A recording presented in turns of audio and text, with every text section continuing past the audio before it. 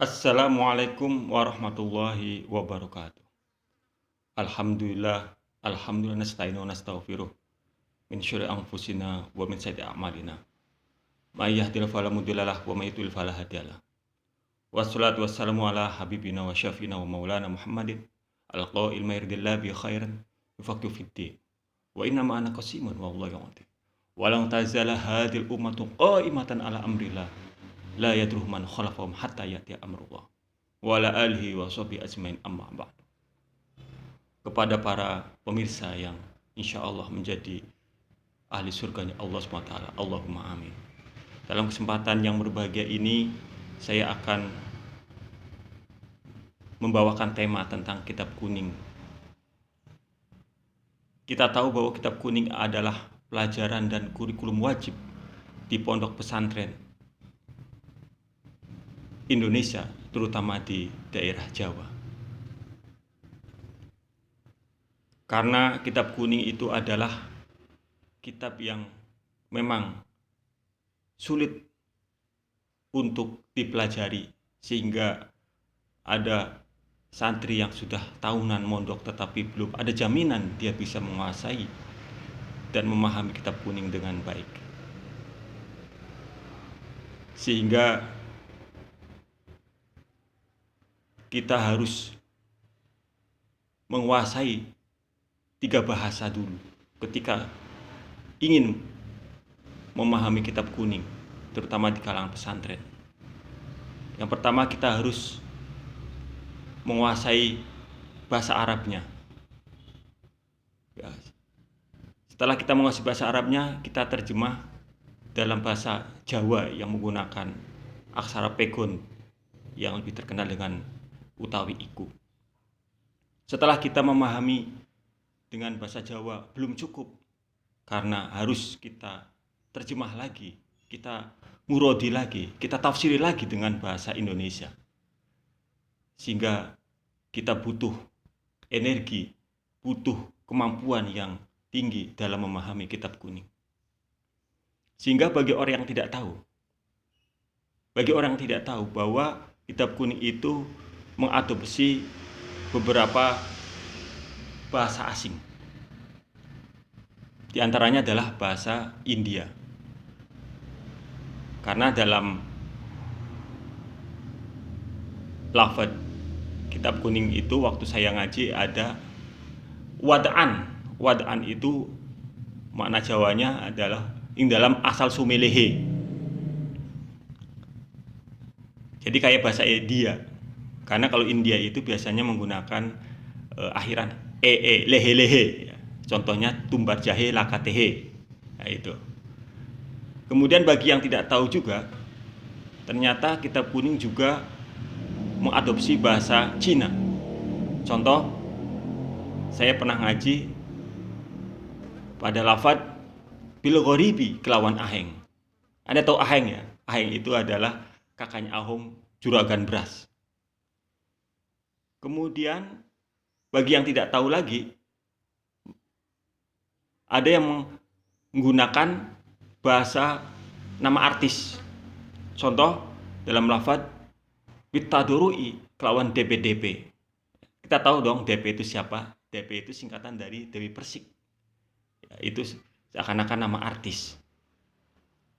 Bahkan ada juga yang menggunakan bahasa Inggris. Seperti saya memberi makna al-jisru utai what. What itu kan bahasa Inggris, artinya apa? Padahal dalam bahasa Jawa, what itu artinya jembatan. Ini menunjukkan bahwa kitab kuning memiliki kesulitan, juga memiliki keunikan tersendiri. Tapi dengan berkembangnya zaman, sekarang banyak orang-orang yang bisa menemukan metode yang praktis, metode yang instan dalam memahami kitab kuning. Di antaranya adalah metode yang ditemukan oleh Kiai Haji Taufikul Hakim dari Jepara, yang menemukan metode yang bernama Amthilati. Ya, Amthilati. Ya, dia beranggapan bahwa dalam Alfiyah ada 1000 bait. Tetapi ternyata yang digunakan itu hanya sekitar 100 sampai 200 bed, ya, sehingga dari 100 sampai 200 bed itu beliau menciptakan metode Amsilati, dan ini pernah dipraktekkan di pondok pesantren Permata Hati Insani di Tangerang, di mana dengan bangganya ya, santri mendemokan kitab kuning ya, dalam waktu singkat. Jadi dalam 6 bulan santri sudah bisa menguasai kitab kuning. Bahkan ada yang lebih gila lagi itu, yaitu metode yang diciptakan oleh Kiai Haji Abdullah Zain dari Pekalongan, ya, yang menemukan metode namanya Al-Mashhadi. Itu lebih gila lagi karena menjamin bahwa dengan metode itu dalam waktu 30 jam bisa menguasai kitab kuning. Wah, luar biasa ini. Ya. Dan kita tahu bahwa kitab kuning itu ada karya ulama besar di Indonesia. Kita mencatat beberapa nama ulama besar yang mengharumkan nama Indonesia di kancah internasional. Di antaranya adalah Syekh Nawawi Al-Bantani. Beliau adalah seorang ulama yang sangat produktif karena selama hidupnya mengarang kurang lebih dari 200 kitab yang dipakai oleh para santri di seluruh dunia, sehingga beliau disebut sebagai Sayyidu Ulama Hijaz atau pemimpin ulama Hijaz. Karya beliau sangat fenomenal, di antaranya adalah Tafsir Munir yang dipakai di pondok pesantren di Indonesia dalam kajian tafsir. Kemudian kita juga mencatat adanya Syekh Mahfud Termas yang mengarang kitab Manhajud Dawin Nadar dalam disiplin ilmu hadis, sehingga menjadi rujukan para mahasiswa di Al-Azhar. Ada lagi Syekh Ihsan Jampes yang mengarang kitab Sirajul Talibin dalam disiplin ilmu tasawuf, yang karyanya dipakai oleh umat Islam seluruh dunia, sehingga pada waktu itu Raja Faruk dari Mesir meminta beliau untuk menjadi warga kehormatan Mesir untuk mengajar di Universitas Al-Azhar, tetapi beliau tidak mau. Padahal Syekh Ihsan Jampes itu tidak pernah mondok di Timur Tengah, tetapi beliau ngarang kitab Sirajul Talibin dengan menggunakan bahasa Arab yang mengagumkan. Ini luar biasa. Belum karya-karya lain yang masih banyak. Kemudian kita juga mencatat Syekh Yasin Al-Padangi, sehingga beliau disebut sebagai musnidud dunia atau penyangga dunia karena karya-karya beliau yang sangat fenomenal dalam berbagai disiplin ilmu, sehingga survei yang dilakukan pada tahun 70-an itu mencatat di perpustakaan Masjidil Haram itu ada sekitar 7.000 kitab yang merupakan karya dari para ulama Indonesia. Masya Allah. Dalam kitab itu ada beberapa istilah ketika kita ngaji itu. Yang pertama ada matan. Matan itu kitab asal. Kitab asal, sehingga nanti ada syarah. Syarah itu adalah penjelas, yang menjelaskan, mensyarahi matan itu. Ada juga hasyiah. Hasyiah itu adalah catatan pinggir, ya, catatan pinggir atau seperti footnote. Ya. Kemudian ada fatwa. Ada fatwa atau fatwa. Ya, jadi kitab yang seperti fatwa dari para ulama. Dan hebatnya lagi bahwa ternyata kitab kuning bisa menjelaskan dan menyelesaikan permasalahan, baik permasalahan di masyarakat maupun di permasalahan bangsa dan bernegara. Sebagaimana yang saya kutip dari buku karangan dari Kiai Haji Saifuddin Zuhri yang berjudul Berangkat dari Pesantren. Beliau menceritakan pada waktu peristiwa konflik Indonesia dan Belanda yang berkaitan dengan Papua, Presiden Soekarno meminta fatwa kepada Kiai Haji Wahab Hasbullah. Beliau berkata, "Kiai, bagaimana masalah Papua ini? Kenapa Belanda masih menunda, masih enggan mengembalikan Papua ke dalam pangkuan Indonesia?" Kata Kiai Haji Wahab Hasbullah, itu namanya ghosab. Ya. Soekarno bertanya, ghosab siapa, Kiai? Ghosab itu adalah istihqaqu malil ghair bi ghairi idni, yaitu menguasai harta orang lain tanpa izinnya. Jawab Kiai Haji Wahab Hasbullah. Dan Soekarno bertanya, solusinya bagaimana, Kiai? Ya solusinya kita harus berdamai, ngomong baik-baik. Menurut Kiai, apa ada solusi dengan berdamai ini? Oh, tidak ada kelihatannya sih. Kata Soekarno, ya sudah kita potong kompas saja, kita langsung saja serang pakai cara-cara militer. Oh, nggak bisa, kata Kiai Haji Wahab Hasbullah itu. Wah, itu harus dengan aturan main yang ada dalam agama. Apa selanjutnya? Ya kita harus berdamai, kata Kiai Haji Wahab Hasbullah. Kita harus ngomong baik-baik. Sehingga tidak lama Soekarno mengirim Subandrio untuk berunding dengan Belanda agar mau mengembalikan Papua. Tapi ternyata mengalami jalan buntu, tidak ada hasil. Sehingga Soekarno bertanya lagi, bagaimana langkah selanjutnya? Jawab Kiai Haji Wahab Hasbullah, ya akhwadahu qahron, yaitu harus dengan cara paksa. Dengan cara paksa artinya dengan cara militer. Sehingga tidak lama kemudian Soekarno menyiapkan kekuatan tempur ya, untuk memaksa Belanda mengembalikan Papua ya, agar kembali ke tangan pangkuan Ibu Pertiwi.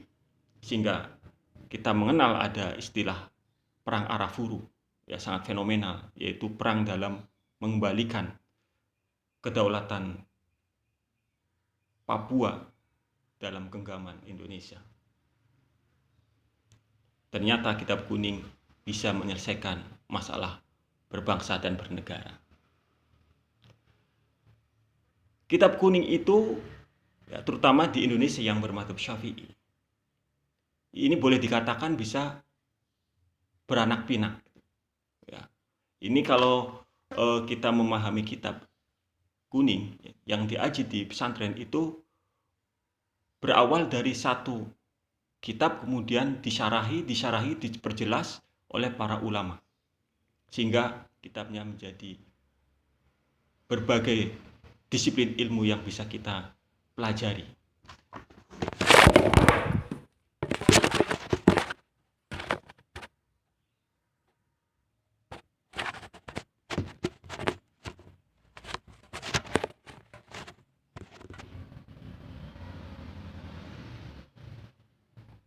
Sebagaimana yang saya kutip dalam kitab Takhirus Sadidah fil Masail Mufidah, karya dari Syekh Zain bin Ibrahim bin Zain bin Smith, itu dalam penjelasan kitab ini di halaman 41, beliau menjelaskan bahwa